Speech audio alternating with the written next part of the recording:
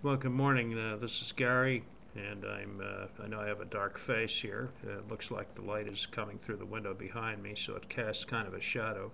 I just wanted to make a few comments this morning and tell you about Ted Zabert, who I listened to this morning, watched him on Blog TV. I have my own blog channel as well, and very entertaining. We're talking about memory, how pleasure is experienced and re-experienced because of the power of our memory and the enhanced by brain chemistry, the enkephalins, endorphins, and various other chemicals that our body produces, which is basically why and how we enjoy things. We don't do it any other way, as far as I can see, anyhow. And I am pretty much amazed by that, and hopefully someday I can do an in-depth study just to satisfy my own personal curiosity on exactly how that works. That's a long time in the future, though. I've got a 10-foot high reading list to take care of and things of that nature. Meanwhile, it looks as if we're going to have 30,000 more uniformed personnel, boots on the ground in Afghanistan for a surge that will last for approximately a year or two or more. I would think more, because as we expand and harden these air bases and various other installations that we have in Afghanistan and Iraq, and continue to build these big mega embassies, which are countries within a country practically, then we will have to defend them and find ways to finance them, which is something we do with great difficulty right now. The tax that will be imposed upon us will not only be direct but indirect, in the form of dollars with less of a buying power than they used to have.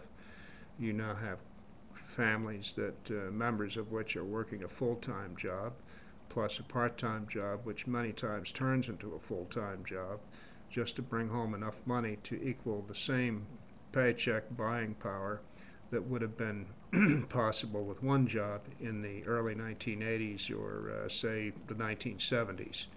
And I'm sure that I'm not correct on all the statistics or details of that, but I don't think I'm far off the beaten path. The one profit-making industry still left is war, and that will continue to be for some time. A small portion of the population is making massive profits very comfortably without having to suffer the savagery of face-to-face combat with a determined enemy. So we continue on with this. We are going to have to answer for it someday. Our future generations will. Maybe I won't, and maybe this present generation won't, but future generations will have to answer for what we do today. It just goes on and without end. Hopefully someday we will elect a president or have some leadership capability that will have the courage to stand up and say, we must stop this. We cannot go on. It is not sustainable. It is killing our population. It is murdering our country. And we have a rogue state within our own country which has to be dealt with. And this is basically the long and the short of it. Well, that's all I have to say today. I hope that it doesn't depress too many people or get too many people angry. I am a patriot. I am not a traitor or a person who advocates treason. But I love this country enough. I would like to see it stop the perpetual wars and start living like a normal person, as opposed to some kind of super egomaniac. Unfortunately, we seem to have chosen the latter.